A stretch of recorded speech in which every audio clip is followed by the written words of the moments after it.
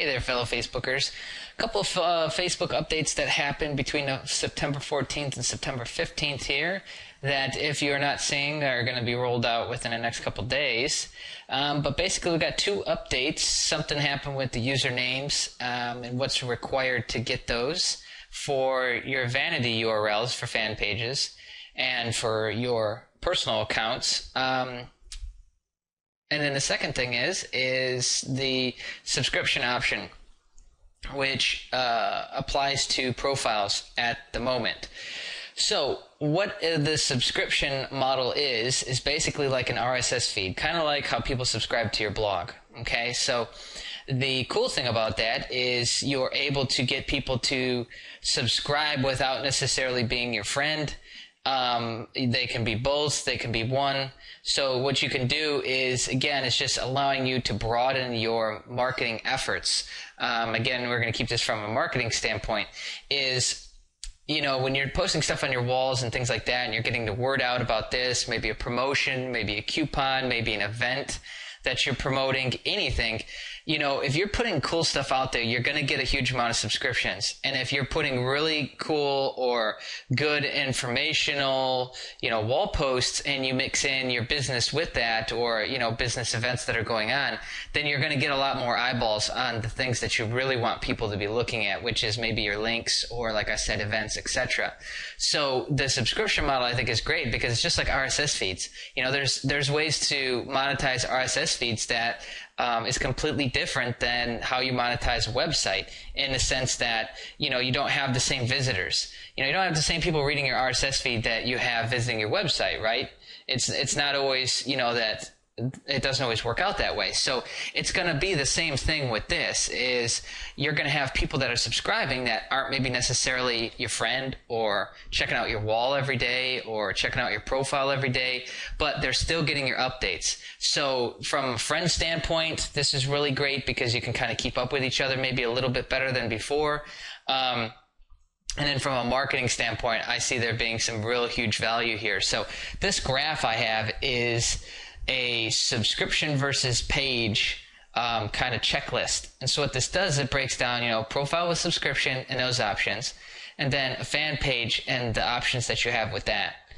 So obviously the fan page, you know, you see here there's a lot of different options, and so for a marketing standpoint, a lot of those make sense more so than a profile. But you know, again, it's entirely up to what your business model is and what you're doing from that standpoint. But from a connection standpoint and friends, that's cool too. So that's the first update. I'm going to go ahead and drop this link right below the video so that you can check it out and, you know, kind of get filled in more if you need more details on that. The second thing I wanted to talk about is when you create a vanity URL or a username within Facebook, for a fan page, there was a requirement, and it was 25 fans. Well, they've lifted that. They lifted that September 14th. And it happened later on in the day. So depending on where you are in the world, you're going to see this change happen over the next day or two. Okay, so now I want to quickly give a tip as to why I really like using usernames, and why I will, when my pages get up to the point, I usually switch them all over to username. There's three big things.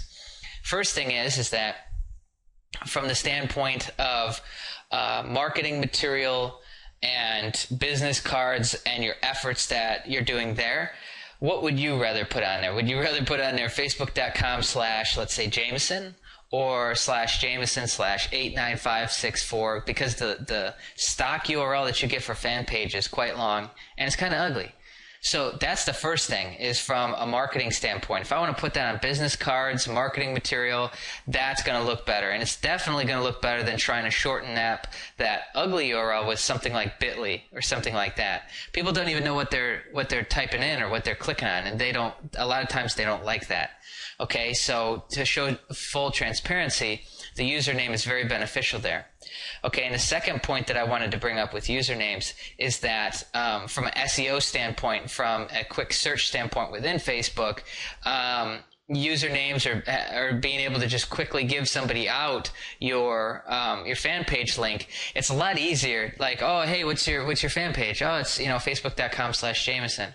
You know, it's easier to get that out to somebody quickly or to be able to have that search pulled up, or to be able to have somebody that you're chatting to or something like that, it's easier and quicker to give them a shortened URL versus the long deal. Okay, and tying back into from an SEO standpoint is that kind of flows into, I kind of mashed up 2 and 3 there, but from SEO standpoint is for mobile. The usernames that you use, they pull into mobile, and that's how you kind of search around. And so there's huge benefits to mobile SEO by getting your username activated, because there are a lot of users that use mobile within Facebook too. So, keep that in mind. And that's all I've got. I wanted to keep this video really quick so that, it can get you updated with what's going on if you haven't heard already.